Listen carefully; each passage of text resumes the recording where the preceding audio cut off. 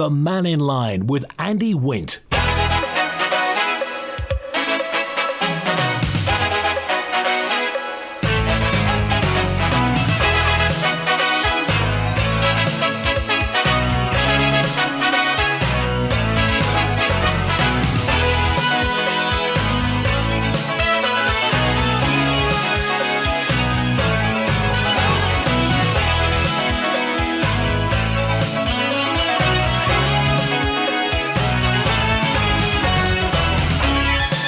Pastor Mai, good afternoon. Well, did you hear that news? Manx Care has issued a statement responding to a number of concerns raised by Julie Edge MHK during the Tynwald sitting. Manx Care apologises for any direct comments made about Julie Edge in the statement. It's under investigation at the moment.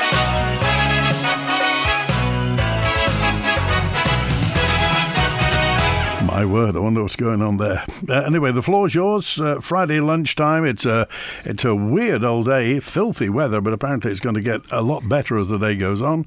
We keep our fingers crossed. And also, if you're heading off on the boat at 1 o'clock today, the early boat, which was supposed to go to Heysham, is now the 1 o'clock boat, which is going to Liverpool, which will then make its way to Heysham and become the 0145 overnight back tomorrow morning. Right, let's get to the lines now. David's first with us. Hi, David. Hi, Andy. I just want to talk about the 16 jobs that are available. Oh, there isn't 16 jobs, actually. There's only 3 jobs, which are MLCs. And the question I was thinking the other day there is, do you have to reside in the Isle of Man to be an MLC? I don't know what that rule is. I don't know whether... I would imagine so. Surely you wouldn't be an MLC and live elsewhere. Well, there is a question mark. I'm trying to research it all, actually, to tell you the truth on that. But I wanted to put out there, we're talking about 3 replacements for the Legislative Council. People forget to, when I was talking to someone the other day, and they said, they're only getting small amounts of money, 70,000 a year. Wow. So it must have a job description. Well, it must be. As far as I remember, I think you've got to be an island resident. I'm sure you have to be over the age of 21 to be an MLC. And then you get a basic salary and then also serving government departments and get extra on top of that. So how did you work out the 70,000? No, it's a figure that's there. It's a 70. That's the figure, unless I stand to be corrected. But I don't think you get any more now when you used to be in a department. That's why some of the MHKs are not in departments, because they don't get any extra money. And Julie's one of them, actually. She's not in a department, but she gets the same amount of money that somebody's working their socks off, if you see what I mean. Yeah. Well, I'm sure she's working her socks off anyway. Well, maybe just throwing stones in a lake and seeing how far the ripples go. But anyway, just regarding the MLCs then is, because we don't have a vote, the general public don't have a vote, so we're relying on the MHKs to vote them in. And now we're getting a bit more information regarding the individuals who want to do that. Because I'd like to know, I know there's been little interviews on with Phil Gorn and stuff like that. They're not that in-depth. Because I would have been asked them, why do you want to do it? What do you live on the island? Do you have a connection with the island? So are you saying that somebody somewhere doesn't live on the Isle of Man? I haven't had it confirmed yet, but I'm looking through them all to see where they're based. And I asked the criteria through government, what's the criteria to be an MLC? Still haven't got it yet. You would think you'd have that on in the World Wide Web, wouldn't you? Pick it up and say to you what you do to be an MLC, what the criteria is. And it brought to my mind, when you looked at the alternatives in the UK and elsewhere, is, should we pay them by attendance? Do you know what I mean? When you have a committee, sometimes you pay them by how many times they attend a year. Yeah, well, that's a really interesting point, and as you say, the question. But I mean, the thing is, LegCo is always it's scrutiny, isn't it? They're not there to surely make their own name and be a politician of note. Surely they're there to. I mean, I know they have an island-wide. They can represent people island-wide. Members of the public can go to LegCo members to take up problems on their behalf. But I mean, surely people don't go into LegCo to become a personality politician, do they? I think the jury's out on that, and maybe for the population of the Isle of Man to assess that. But the criteria is, I myself and other people won't have a say in what goes on unless you lobby your MHK and say to them, look, why are you supporting this person? Are you supporting this person? We didn't even get to know the candidates, did we? Till about a week or two ago. Well, that's not the original lot until they were filtered out, yes. Well, because somebody said to me off the record there was 21 running, so we're down to 16. Yeah. But the criteria, normally when you go to, say, you're on a government board or you're externally outside, some entrepreneurs will say, and they get an attendance allowance of, say, 25, 50 quid to attend so many meetings a year. And if you look at them when they're, I'm not surprising them all, they do a job. By the way, the other thing too, the bishop doesn't get any money, I believe. Right. So she doesn't take a salary. I haven't had that confirmed, but the last one did, and set a precedent, I suppose, at the end of the day, when they were whinging about the bishop being up. I mean, I suppose it's really what is it we want from LegCo? You remember, many politicians have gone have said in Keys that they want to reform LegCo, they want to make it subject to a public vote, and then obviously that's very different then, because that will be an island vote. It'd be the equivalent, like in Jersey, of a senator. It'd be an island-wide mandate, and would that make LegCo members more powerful than MHKs who just got a constituency mandate? I mean, you remember David Collister of Manx Radio went in purposely to reform LegCo and got nowhere. Yeah, and he was a great guy. I remember being supporting him to get into the Legislative Council, because sometimes it does need a shift. And I remember I was supporting June Turner, because I thought he was a young guy that was coming forward there. You may not always agree with him, but what he did, he brought another perspective to what an MLC actually does. And they all sat on, years ago, on committees and played their part in steering the economy forward, right, and making sure we didn't fall into the traps. So LegCo is 71,659 per annum, and Keys is 75,907. Right. So the question will be to the general public: have we been getting value for money? Are we going to get value for money? And at the end of the day, who do we want in there? We don't get a say, but we could always do something, a poll on your place, couldn't we? Interesting. All right. David, for and against. Appreciate it. Thanks for calling today. It's 14 minutes past 12. It's an old question. It really is an old question about what LegCo does. Obviously, we have constituency, MHK, 24 of them in Keys, and then we have LegCo, Legislative Council for Scrutiny. And they also can represent constituents. They can take up causes on behalf of constituents. So what do we want them for? What do we want them to do? They always operate mainly under the radar. It's very rare that you get a LegCo member who sets out to put their head above the parapet or take up a cause. I mean, well, particularly, let's say at the moment, you've got Kerry Sharp, who's the children's champion. So Kerry has talked about many things. Any thoughts on this? Text, email, call, WhatsApp. Well, let's get to the lines again. Marie's on now. Hi, Marie. Oh, hello.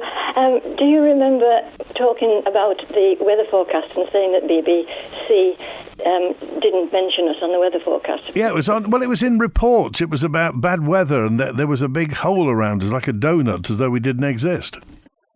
Well, I did phone you and tell you that on 231 on the news there. Yeah. The forecast at the beginning of the forecast, they normally mention a place, and this time it was yesterday or the day before, there was an actual picture of Douglas, Isle of Man. Oh, my word. Yeah, and it was a bit of it was when the weather was very foggy and muggy, and it didn't say anything, but it came up before we started the weather forecast, and I thought, wow, that's a bit of a step forward. I thought you might be interested to know that. And Channel 4 do it quite regularly. They mention the Isle of Man. Yeah. Anyway, you didn't just call about that, did you? No, the guy said to us, I ought to tell you this, I've just had a scam call. All right.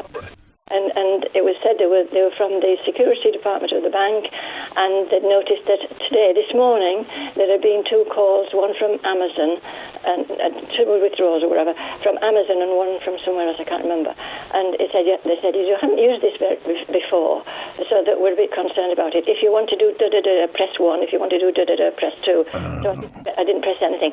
And I got the number on my phone, and I checked the code, and I can't find the code. Okay, what's the number? Oh, I can have to ring you back with it. I think it's 01271. But I'll have to ring you back if you want the whole number, because it's... If you would tell us the number, and then people can just put it in their phone and ban the number. But, okay. I mean, you did the right thing. Just simply never, ever, ever respond to anything, particularly if they say press a button. Yeah, quite. And yet they didn't say which bank they were from, and yet they were from my bank. Well, that's the whole thing. They just say, it's the bank. That's right. And the security department. So you think, oh, well, they're people you can trust, don't you? And it's very, very clever, but there was no mention of any bank. But I just found it strange that, because I don't do anything with Amazon. And I found it very strange that they mentioned that. Yeah, well, that's it. Well, it's a game of numbers, Marie. They'll try that. And, a lot of people do use Amazon. It's just obviously that you don't. But, that's interesting. Okay. They got unlucky with that one, didn't they? Yeah, well, remember, don't trust anybody, Marie. Don't trust anybody. Okay. I'll ring back and leave a number with the guy that's answering the phone. Appreciate it. Thank you, Marie. Good to hear from you. You're welcome. Bye-bye. Cheers now. 18 minutes past 12. And Bonzo's on now. Hi, Bonzo. Hello. Yes, I was just listening to David's misconceptions about MLCs and what they do, etc., which I find rather surprising from somebody who spent 3 terms, 15 years in the Keys, to actually really not grasp that kind of thing. Well, his first point was, do you have to be an island resident to be an MLC? I would think that you had to be on the electoral roll, actually. Yeah, I mean, it says island resident and over the age of 21, so you would assume that would mean an island resident. Well, yes. And as I say, on the electoral roll, I think if you look down, you will find that you have to be registered as someone who can participate in the democracy before you can stand in it. It's a very basic identifier, people being on the electoral roll. Try and get a credit card without being on the electoral roll. True, yeah. But yes, when you look at MLCs and their pay, etc. Now, some of this thing about pay, once upon a time, of course, MLCs and MHKs used to be able to get expenses, and those were tax-free. What they did as part of the revision of pay and allowances was that they then did away with expenses, but put an uplift on the salary, but that, of course, is taxable. So, unlike the expenses. Yeah. And when you look actually at the hourly rate, as it were, of an MLC or an MHK, if they're doing the job properly, you ask them around both MLCs and MHKs. Typically, most of them work 60 hours a week, and ministers often more than that. So if you then take the seemingly rather generous salary of 71 or 75,000 for an MHK, because of course the MHK's pay is linked to a midpoint on a civil service scale. It's not as if they vote themselves more money every year like in the UK. Mm-hmm. But if you look at that, and then take that 60 hours a week, then you're talking not that far off minimum wage for doing it, to be honest. So I think one has to be realistic about what one expects from MLCs and also their role. I mean, they really are not political. Their role is to essentially advise and guide, revise in the way of a revising chamber, and that obviously takes a lot of sitting down and reading and talking to people and doing that. And also, of course, they participate widely in committee work. I mean, but Bonzo, do you think it's... I mean, with the fact that they're voted in by MHKs, is there not an element of patronage in that? Yes, well, one could say that there's an element of patronage in departmental members and ministers as well. You could say that, like Peter Cameron used to say, that the Isle of Man is a one-party state by patronage, run by the Comin Party. Yeah. But the fact that I'm not quite sure how much that well, just by the fact that MHKs have to be publicly, they're open to a public franchise. They have to be elected by the public, by the voters, to get into Keys and Tynwald. Ledgco are voted by the MHKs, and some people in the past have questioned that, questioned its relevance. Well, certainly, I think people are right to question the fact that they are indirect, that they are elected by a selectorate rather than elected by popular mandate. I think there should be election of MLCs by general vote in the same way as MHKs. And I can't see reasons why that can't be done. I think that would need some modifications to the electoral system, whereby we have rather more representative voting by proportional representation for transferable vote, rather than two members on first past the post, which is the worst of all worlds. But obviously nowadays, politicians, I mean, politics and show business and entertainment and PR and advertising have melded into one. So you get politicians who are very good at public relations. You get public relations people who go into politics. And we have an upper chamber which operates very much under the radar. And consequently, the public know very little about what they do until something contentious happens. Now, is there not a case for making them more relevant in the 21st century to the general public? Well, certainly there's a case for live video broadcasting as well as live audio broadcasting, and I think that seems to be coming into Tynwald and the branches from what I can see as sort of experiments, and that would help. But I think one has to, again, think about what the role of people like MLCs, who are revisers and advisors and guiders rather than politicians, and think the role of politicians. Do you want a performing seal soap opera, or do you want government and things done? Well, and that's a very good point. It's a moot point, really. But nowadays, with those three kind of circles in the Venn diagram overlapping with each other, PR, politics, advertising, and they all play a part nowadays. We can't get away from that. So it's interesting as to what we.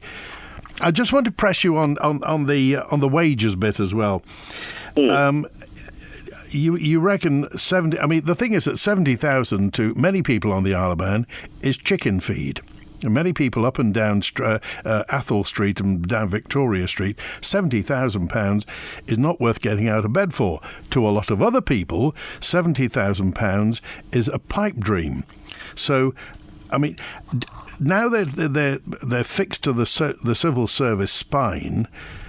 Do you think that salary in any way alienates them from the man in the street and the woman in the street?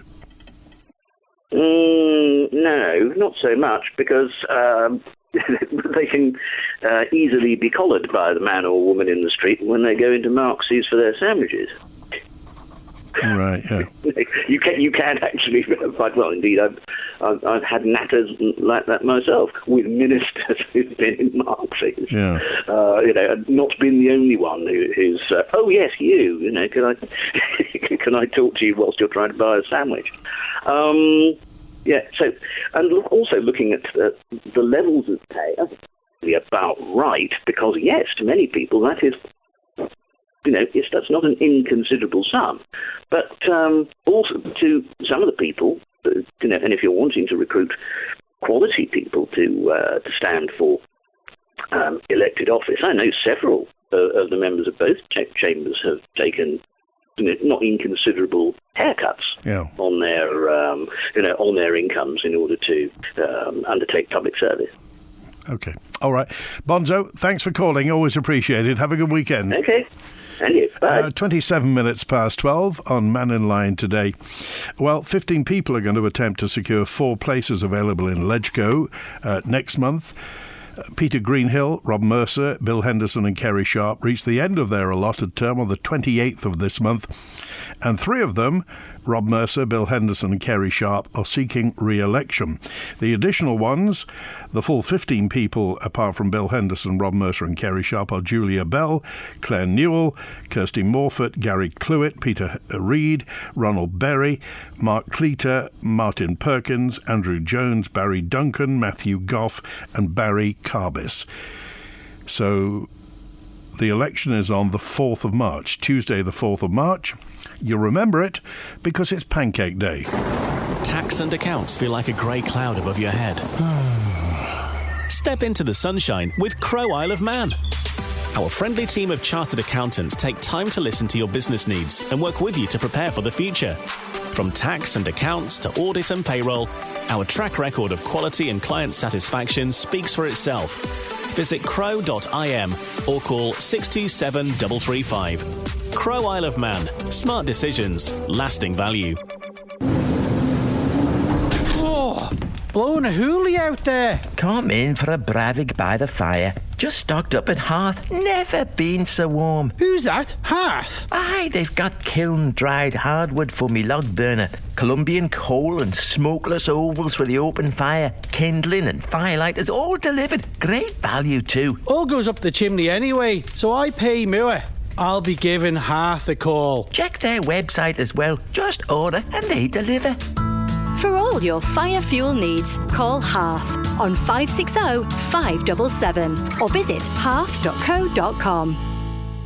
No matter how much you need to dig or how much you want to dump, Fox Group Isle of Man offer an extensive range of plant hire, long-term lease and sales. We're the island's exclusive supplier for Louis Gong excavators with immediate delivery. Our machinery comes with a complete service package with finance plan options. Call John on 458946 to discuss your plant needs. Fox Group Isle of Man, part of the Fox Group of companies.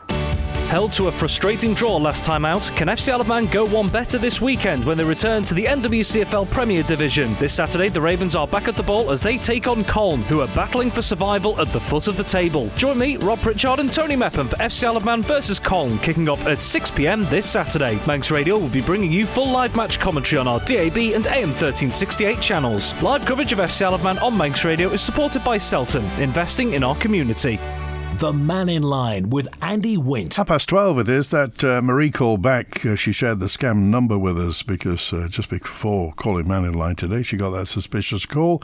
And the number is 0121 732 9854. 0121, that's Birmingham, isn't it? 0121 732 9854 was the one that called and asked for details and said she'd made purchases that she knew she hadn't made. So just be aware of that. 0121 732 9854. Andrew's with us now. Hi, Andrew. Hi there, Andy. Apologies if somebody's asked this question during the week because I've been off island away on business, and so I missed the budget. But it was occurring to me the 1% off the tax rate and the other the increase in personal allowances and the increase in other benefits, etc., etc. and I'll just classify them all as giveaways in inverted commas. Has anybody actually identified how much all this is worth? All these giveaways, and all these giveaways, whatever that value is, where is that money coming from? What do you mean? Where's it coming from? Well, they're going to have 1% less in income tax. Yep. It's going to cost £250 per person personal allowance. Yeah. Which they won't have. There's the increase in the child benefit money that's being given away. All these other benefits that are increased. How much is all of this package? What's the value of it? Well, you would assume that they've done their calculations. Yeah, sure. But if they don't have...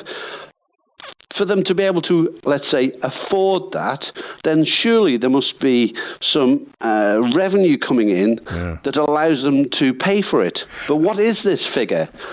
Is this figure, where is it identified what this figure is, and so that they can afford to be able to cut income tax and pay all this extra money out? Well, do you remember last year they had a bit of a surprise last year when the tax take was it £80 million more than they thought it was going to be, so they got a lot more money, and so I don't think it's an exact science. They kind of know roughly how much is going to come in, but obviously this is a political gamble. But then again, it's only going down 1%. It was put up 2% before, and it's only going down 1%. So we're not that much better off. True, but I just want to know what the sort of, in my mind, what is the cost of all this package of giveaways? And I was hoping somebody better qualified than I and me, and maybe Bonzo or Julian or one of our other contributors could actually come and let us know. Okay, all right. Well, actually, the budget, the Treasury Minister's on Mannin Line tonight for an hour and a half, so maybe we'll get that question to him. All right, jolly good. Okay, thanks for that, Andrew. Thanks so much, Andy. Good Cheers to hear from now. you. 27 minutes before 1. Yes, tonight we've got a choice of listening tonight. 5 o'clock, Beth's live on air for an hour and a half with Alex Allinson. Dr. Allinson, the Treasury Minister, will be live from Lukey's inside the, what's it called? It's called the Palace Hotel nowadays, isn't it? So it's it's not the Stackis anymore, or the Hilton. It's the Palace Hotel, and in Lukey's Bar, Beth's going to be live with an invited audience, and maybe you're one of them, who will be talking to the Treasury Minister for an hour and a half between 5 and 6:30. Then later on this evening, we've got another outside broadcast. We're everywhere tonight, all over the place. We're at the Civic Centre in Castletown, as it's the Southern Hundreds media launch. So we'll be live on air between 7 and 9 on AM 1368. Rob Pritchard's going to be there, and then, of course, Rob's live from the match tomorrow night at the Bowl for the Colne match. And Robert's on now. Hi, Robert. Hi, I had an omelette with cheese yesterday. Oh, fantastic. It was a big one as well. I really enjoyed it. I had a bit of tomato ketchup and a bit of salt, so we're all good. Milkshake today. Look, I was just wondering about minimum wage and the fact that what are you going to do about the greed of small to medium-sized business owners? I believe the Vinters guy was on recently saying that, well, it doesn't really make a change to people at lower earners in terms of taking them out of poverty. Well, when are they going to make a change to people taken out of poverty if they're not going to increase the wage? Surely a start would be to increase the wage, so it does take them out of poverty. So he literally contradicted himself.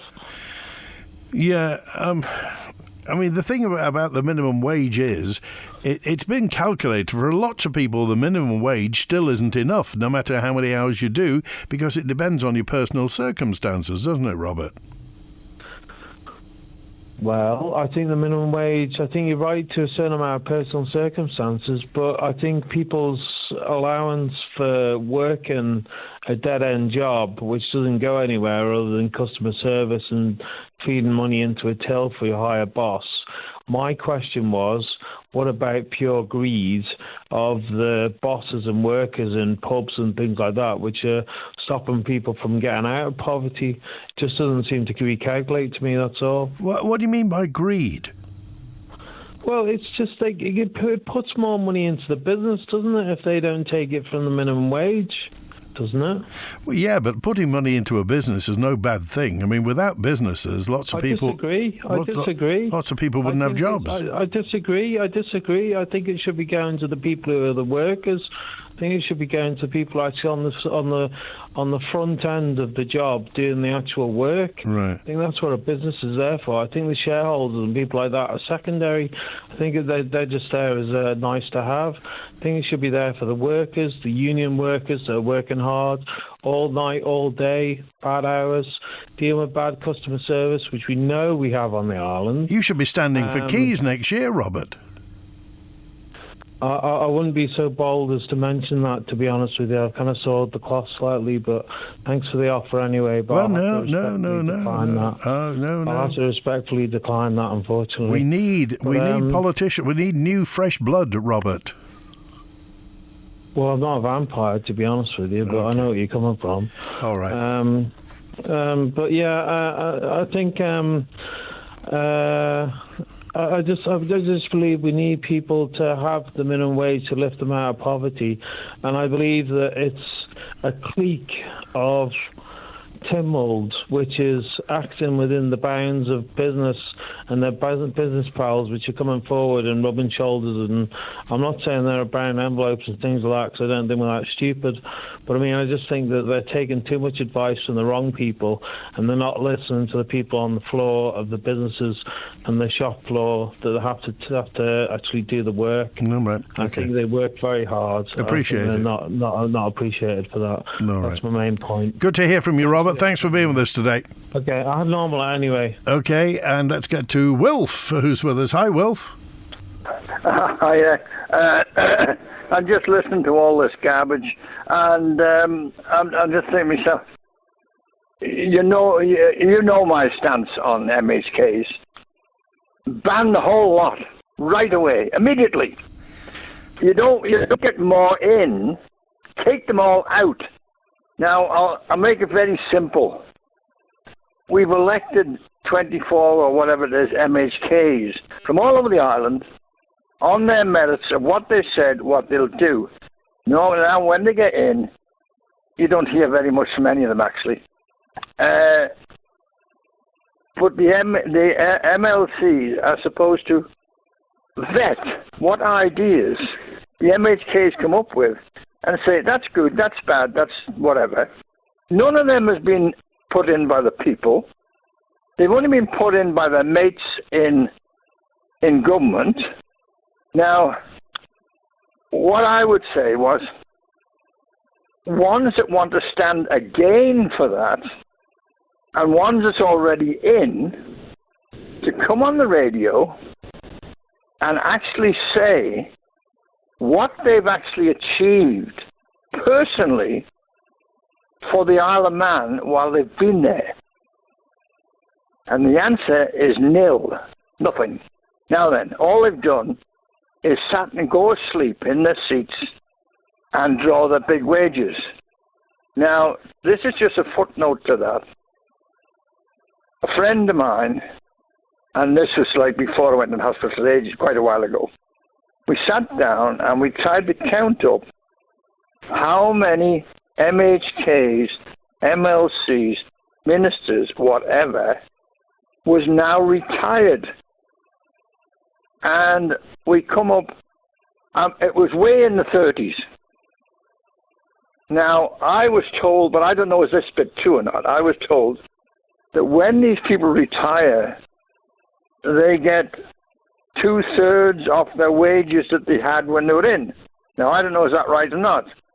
Now, if that's the case, that's an awful lot of money. And those people, a lot of them, as I say, as MLCs, when they went in, they did nothing. When they come out, they've done nothing. And here we've got now some more wanting to stand to go in. But what sort of business sense, whatever it is, I don't know. Who are these people? Are they really real experts? They're going in on top of our MHKs. Well, at the moment, what we're doing is trusting because they're elected by the MHKs. So the MHKs have chosen. Yes, I know, but the MHKs was put in because we put them in. Yeah. On their merits of what they were going to do. Yeah. But now they're actually shut down by the MLCs, if you like. And the MLC says what you're going to do. But they're sitting there. Empty the whole lot. Get rid of them. That's what I say. And who would run the Isle of Man then? Our MHKs and the ministers. That's enough. Right, okay. So I don't know how many. There's 100 people in there. Half the Isle of Man is employed by the government. Yeah, that's true, yeah. You know? And I don't know. I can't think of anything that any MLC has said in the past of what's been beneficial to the island. Can't think of any. Maybe somebody else can. I don't know. Maybe somebody come on and say they can remember somebody saying something. I don't know. Okay. Leave it at that. All right. Good to hear from you, Will. Thanks for being with us. All right. Cheers now. 18 minutes to 1, and Julian's been waiting really patiently. Hi, Julian. Hi, Andy. I think that Doge idea of Elon Musk isn't too bad for here as well, I reckon. For the uninitiated, what's Doge? Department of Government Efficiency. Right. It sounds quite good, that. How's the weather over your way? It's all right, thanks. Yeah, well, it's a little bit blowy. It's a bit, it's a bit blowy. It's the Isle of Man. It's the Northern Hemisphere. It's February. What do we expect? Well, yeah, I noticed actually Northern Hemisphere because we've got 11 degrees according to the METAR report from Ronaldsway. But just noticing that Nashville at the moment is -12, Houston is freezing, Dallas is -4, and Dewan might want to stay indoors a while longer because it's 5 Celsius where he is halfway down Florida at the moment. That's not exactly global boiling, is it, Andy? Doesn't seem to be at the moment, but then again, it may be a long-term trend. You never know. Oh, yeah, I like trends. It's budget week, so I just have another question to do with the Safe Access Zone and Protected Places Bill. A bit like the Assisted Dying Bill, has there been any costing of the Safe Access Zone? Because this isn't going to be for free, is it? You know, you're going to have some form of a perimeter zone, so that's going to have to be marked. You're going to possibly have gates and this type of thing, and fencing. You're going to have surveillance systems. So is that going to be an excuse for a lot more facial recognition cameras, like I hear there is a new one in Douglas that's just gone up, apparently? Some of these places in Scotland apparently are using drones, so we're going to have to pay for drone pilots to look for people. You're going to have law enforcement and training. You're going to have legal costs, including support for the protected people under that legislation. You're going to need computers and software systems for incident reporting. You're going to need data collection and analysis systems. You're going to have pay for training of healthcare and security staff in the Safe Access Zone, laws that are going to come in if they do.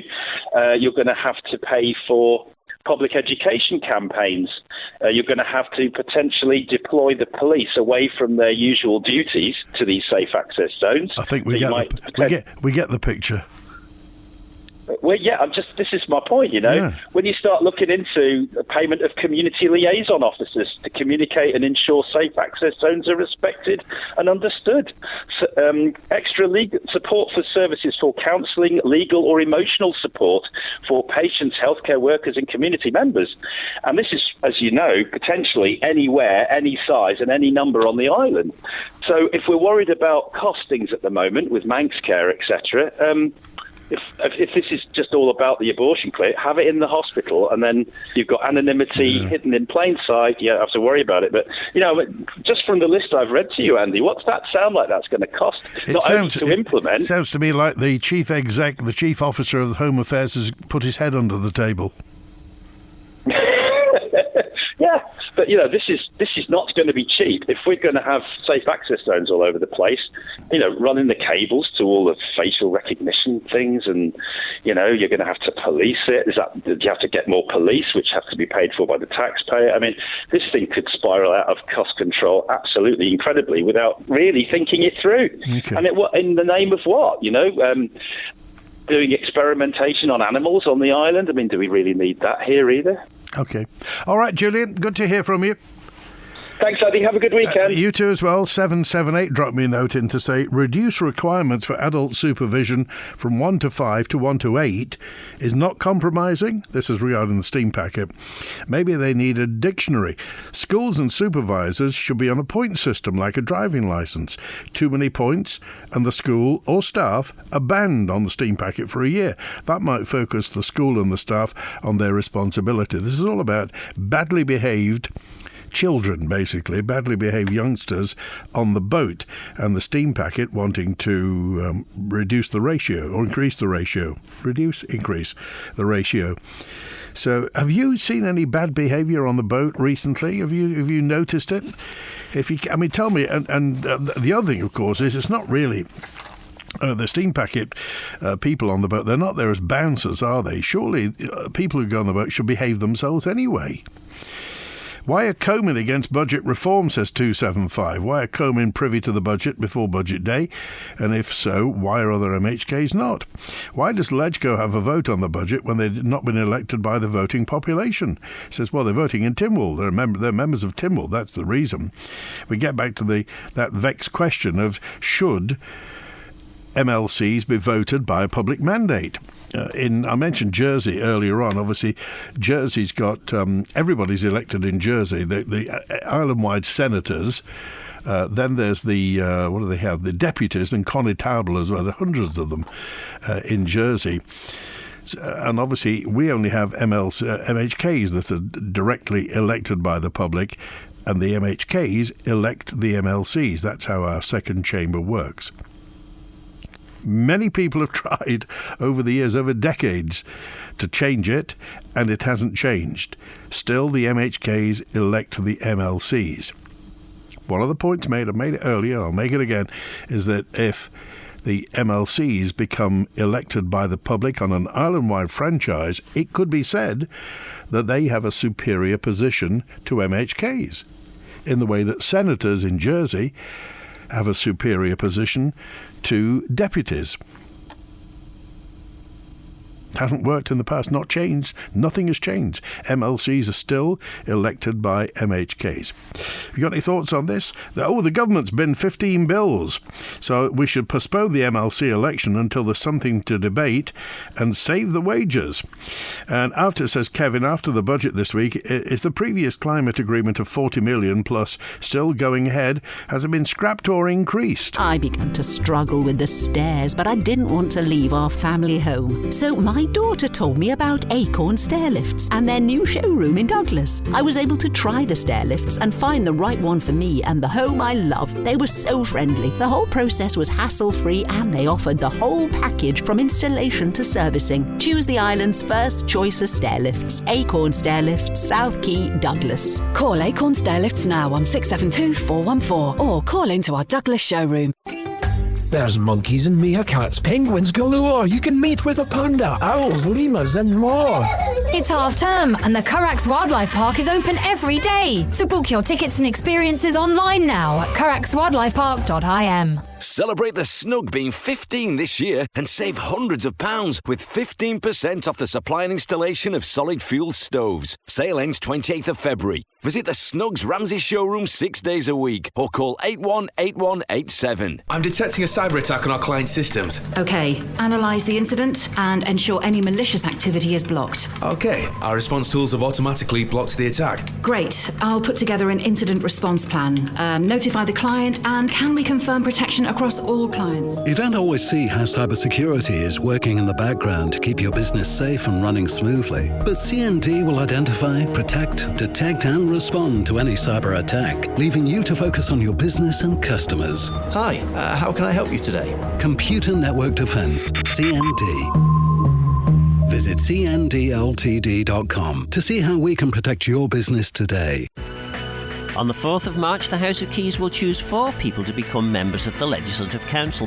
Prior to that vote, Agenda and Perspective will be speaking with all the candidates so that you can find out more about the people that hope to become national politicians.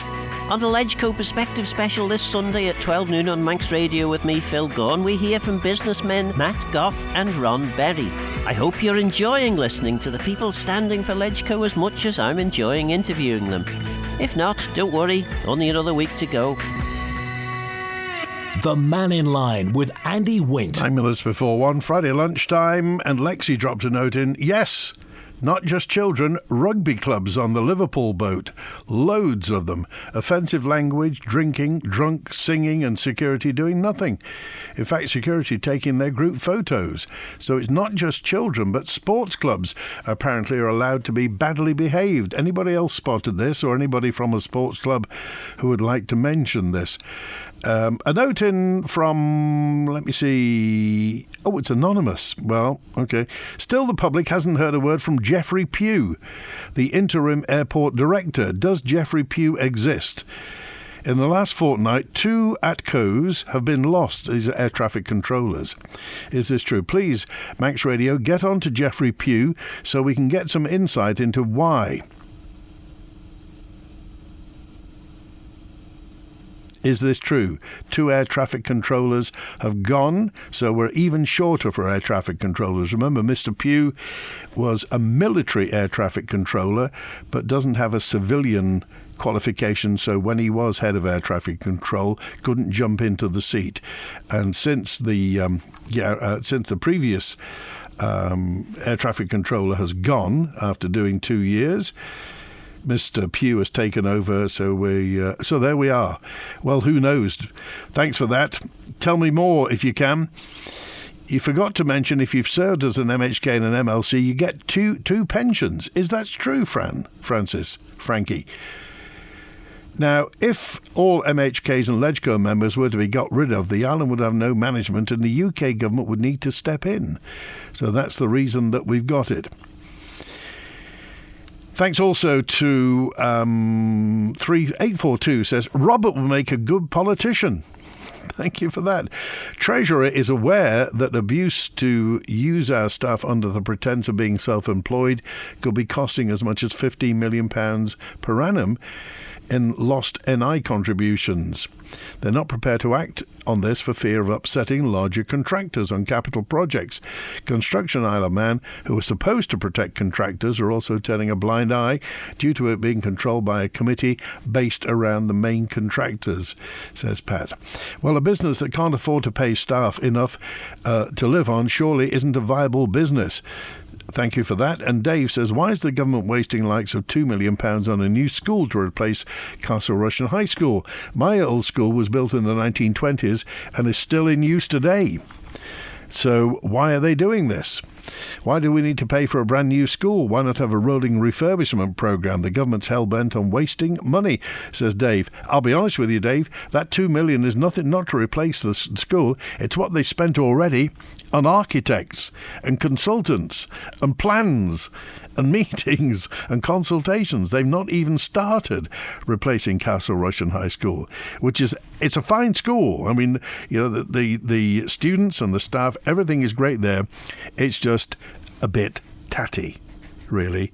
And really, you know, why shouldn't they have a new school? It'd be good, wouldn't it? More WhatsApps coming in, and it's a fact that the government is no longer has a trade card scheme. Construction Isle of Man may run one, but under what powers do they actually enforce it? And regarding the call yesterday about the lady who had absented herself from Noble's Hospital and taken the bus to Ballath in her dressing gown and slippers. A note in from 101 who says, Andy, the hospital isn't a secure unit, it's not a prison, and people can walk around freely and the staff have no power to stop them unless they're on a dedicated dementia ward. That aside, people need to be more observant, and if they spot somebody outside in a dressing gown, they need to inform reception staff. It's not rocket science.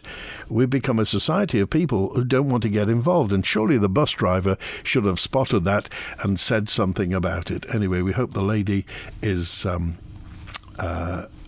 okay now as well.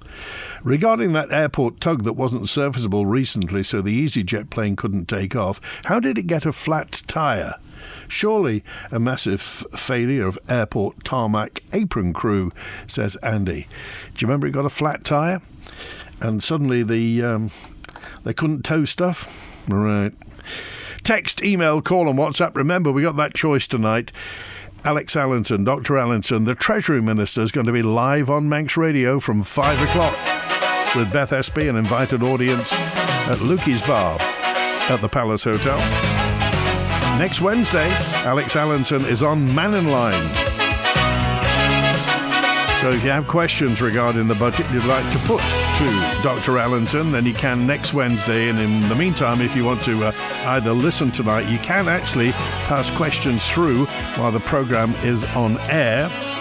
And remember, if you want to get a message in the meantime to Dr. Allinson before Mannin Line next week, you can call the answer phone on 682-631, or you can drop a note to manninline@manxradio.com. Week after that, we're live at QE2 High School in Peel. And a fortnight today, the Chief Minister, Alfred Cannon MHK, will be on Mannin Line. That's it. Have a great weekend. Watch out for the weather. And thanks to Chris Quirk on the phones today. WINT